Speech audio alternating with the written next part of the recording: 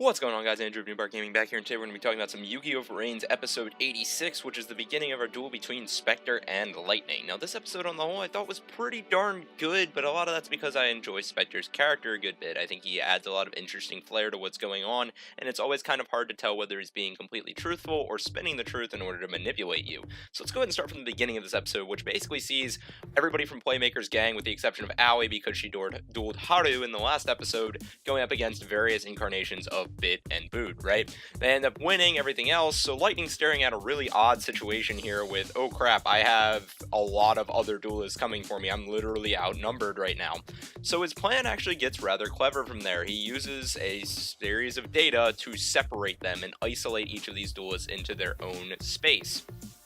Now, my question there is, if you can manipulate the data that much, aren't there far worse things you could do? I mean, for instance, earlier in the show, like way back in the beginning of Season 1, it seemed to be a legitimate danger having characters fall from really large distances. It seemed to very much be a question of, if you're injured in Link Vrains, couldn't that also potentially injure you elsewhere? And if the data has any kind of impact on the real world, which it's been implied that it does from time to time in the past, aren't there other things Lightning could be doing? Or, you know, if he can literally teleport them, can he just make them disappear from Mirror Link Vrains outright? At which rate, then, you know, their data disappears and they can't really fight the Ignises while they finish their plan to do whatever they're going to do within the real world. So, some certain plot holes there if you really begin to analyze it. I guess the way you could counter that is within Playmaker's group, essentially, everyone there is either a really skilled hacker or has another Ignis that could, I guess, in theory, counter what Lightning's doing, although they have also all admitted in the past that Lightning has stronger manipulation of the data material than they do, so it kind of just flips back and forth there. Once more, kind of some plot holes. Adding to the series of plot holes that this episode begins to really show through is we do have our Pigeon and Frog who are doing their recording and whatnot. Lightning and Windy actually bring them in and decide to broadcast the duels as they're going on to Playmaker's squad. The idea is to demoralize them as each member gets picked off one by one, cause them to lose their confidence, etc., etc. This is kind of a common theme within Yu-Gi-Oh! Where a lot of times their main antagonist wants the protagonist to watch as his friends get picked off, or his teammates or what have you. I don't know that Playmaker would necessarily consider Spectre a friend, but the point here is they force the Bird and Pigeon to record them by putting these collars around them, that if they don't respond, then poof, they're gone from Mirror Link Vrains. If you can just make these collars appear around those guys once more, why can't you do it the Playmaker squad? And then you get back to the argument, well, everybody there is either a really skilled hacker like Spectre and Revolver, or they have an Ignis themselves, so it just kind of fluctuates back and forth, sitting on some very iffy things there. Adding to the iffiness, we also have the fact that their D-boards suddenly literally disappear, making all these people seem to kind of scramble to catch their footing in some way or another, or like Spectre end up somersaulting and tumbling a little bit, or like Aoi sprouting wings and then landing rather gracefully. Interesting thing enough, though, is Aoi's current avatar within Vrains doesn't normally have wings, so there's sort of this concealed feature, and if they can benefit her in a way like that, why wouldn't all of the avatars within Vrains have those wings to be able to break their fall, or give them flight should they ever need it? I mean, I get that she doesn't necessarily always have hers out, maybe it's because she enjoys deboarding, or maybe it's because she doesn't like the look of them or whatever, but they're still there for practical purposes, and they can kind of appear and disappear as she chooses. So once more, why wouldn't the other characters kind of have them there? I don't really see any harm that could be done in that way, given your command of them being able to appear and disappear. So with my analysis of various plot holes going on kind of concluded there, let's go ahead and jump into when Spectre and Lightning actually end up meeting. Lightning claims he identifies Spectre essentially as being the weakest link of the group there, very similar to what he ended up doing with Blood Shepherd before. He's like, hey, you're the weakest one, I'm picking you off first, I'm slimming the numbers, that way my odds are looking a little bit better. And Spectre actually doesn't fight with him on this at all. He's like, yeah, I'm weak. Why do you think I hang out with Revolver? He's strong. This whole idea of equalization doesn't actually exist within humanity. Those of us that are weak have to rely on those that are strong in order to survive. And where he goes from this is he says, alright, that's the case for humanity, right? Because we have free will. Some of us are going to make mistakes. Some of us are going to make the wrong decisions in life. Some of us aren't going to be created quite as strong. And a lot of that is a result of, once more, free will. So you Ignises aren't going to be able to fix that because you have free will as well. All of the flaws we have essentially are going to move right along with you from a psychological perspective, and Spectre's really making a big deal out of pointing this out to Windy, and I think that's kind of neat for him to be able to stand there and essentially tell Windy, look, I see your plan, but have you really thought about what the root of the issues, is the why behind these problems that you see in humanity's existence. And I think that's something I've always really enjoyed about Spectre, is his ability to manipulate a situation. He took the truths that Lightning believed to be reality and essentially bends them back against him in a very logical way of arguing. I mean, yeah, you can counter his argument, but at least upon your first and second level analysis of it, it's kind of like, yeah, this argument makes sense. People's situations a lot of times are a result of their free will, including their strengths and weaknesses and where they put their time and those types of things. And him even admitting that he is weak is continuing to move along with that psychological manipulation of Lightning. He's kind of allowing Lightning to get overly confident in his dueling skills. That way he doesn't have to feel like he needs to worry about defeating Spectre. Therefore, he may not feel like he needs to have his guard fully up, which sets him up for an even better position for the duel. Spectre, meanwhile, is rocking the same old smirk and kind of quiet confidence that he usually has, and he whips out the full-on, like, manipulative, dark, brooding, Yu-Gi-Oh! Playful villain type of persona when he needs to as well. I think he's a great character to watch, and I think he's fitting this anti-hero, like, I'm rooting for him, but I really feel like I shouldn't, given some of the facial expressions and such he's putting on right now, type of a vibe, which I always enjoy those characters in these shows. So aside from Spectre just being a really awesome manipulative character to watch in action, he also drops another really interesting line of dialogue in his manipulative scheme towards Lightning here. Only this part, while it falls kind of in the middle of his structure of manipulation and debate with Lightning, I feel like this was much more genuine coming from Spectre, and that's when he explains to Lightning, look, this conflict is because you destroyed the Cyberse world. Otherwise, you guys wouldn't have had to come out and face humanity at all. And now, the validity of that argument is rather questionable, given how Revolver's essentially sole purpose in life, in his eyes, is to destroy these Ignises that his father created. Kind of goes along with his whole complex, in my mind, of basically feeling like he needs to make up for his father's mistakes, and his actions kind of go inconsistently with that. So I think this conflict would have been inevitable.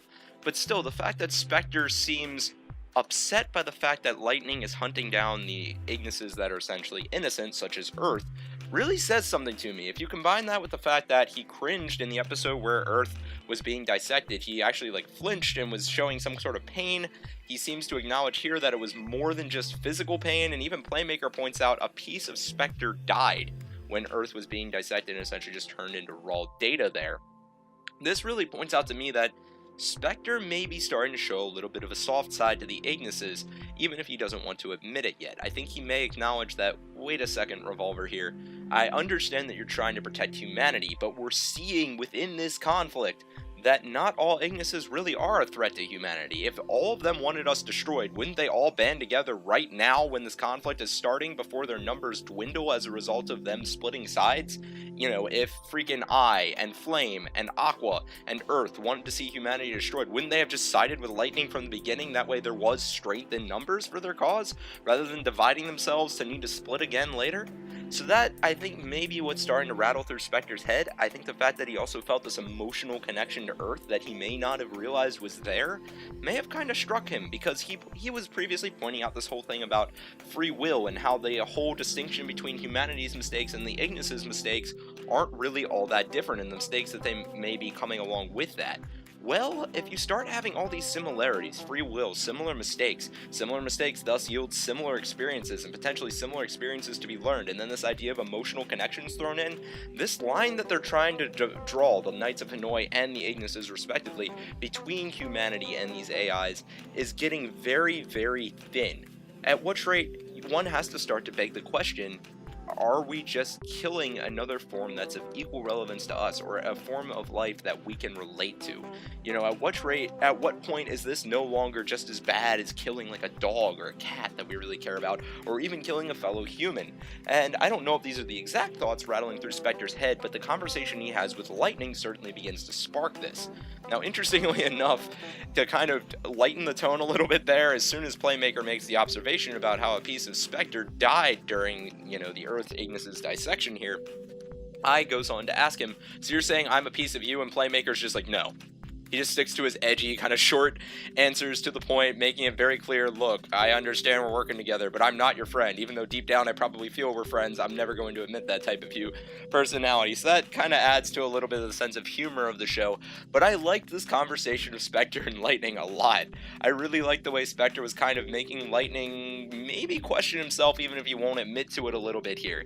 And I liked the way he was setting up Lightning to probably feel a little bit overconfident in the duel by admitting he's weak and everything else. It was one of the best dialogue exchanges I think we've had for a very long time in Vrains, possibly throughout the entire show. And a lot of that, once more, goes back to the fact that I enjoy Spectre's character. So let's go ahead and jump into the duel here.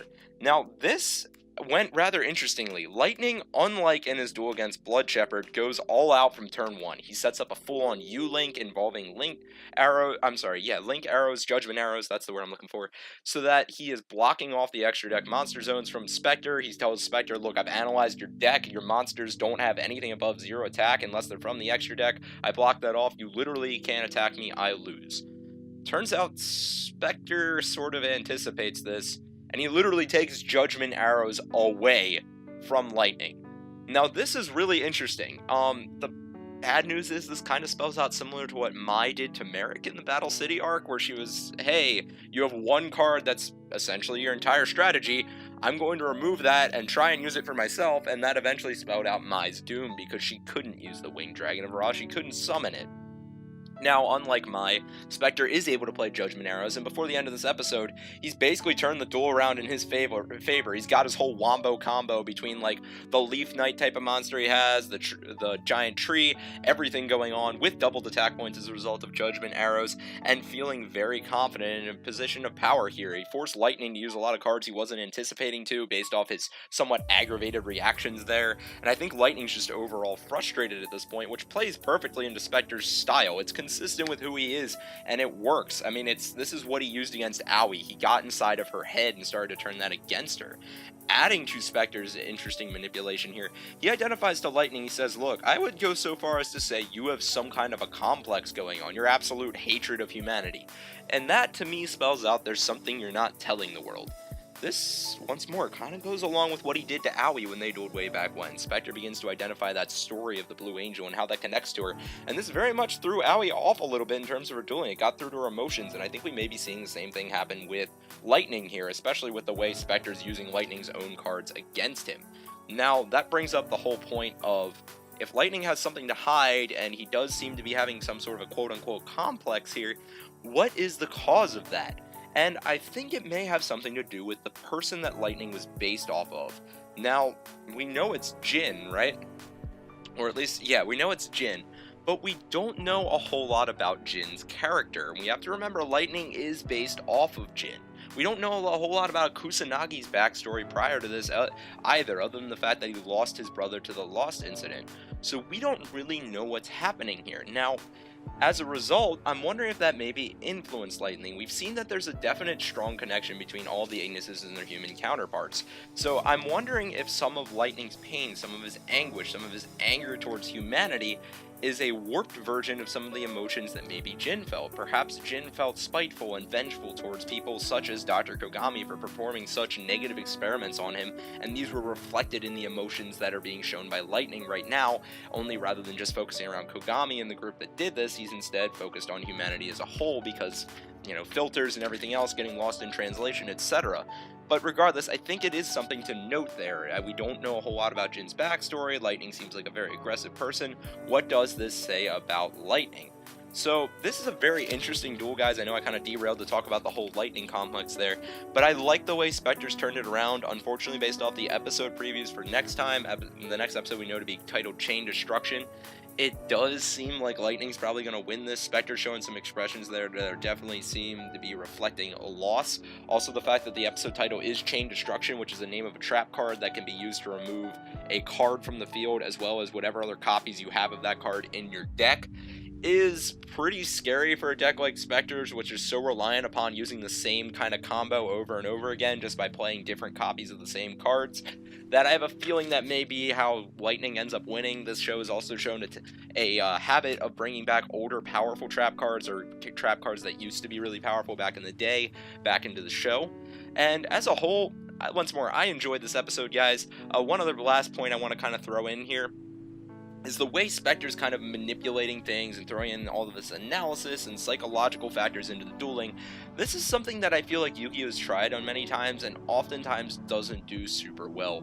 For example, if we're going back to 5Ds, there was the whole duel between Luca and then that psychologist person that when essentially Godwin was trying to awaken the Crimson Dragon part of her inside of her during the tournament arc in Season 1 before the Darksiders arc kicked off.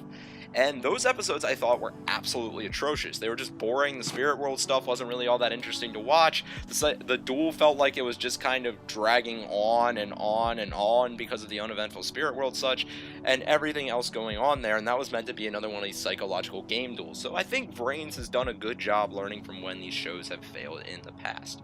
So with all that being said, guys, I enjoyed the episode. If you enjoyed it as well, be sure to let me know in the comments section down below. If not, be sure to let me know why as well as any other theories or ideas you have. If you enjoyed the video, be sure to like and subscribe. If not, constructive criticism is always welcome, and I'll catch you guys next time with some more Yu-Gi-Oh! Vrains content.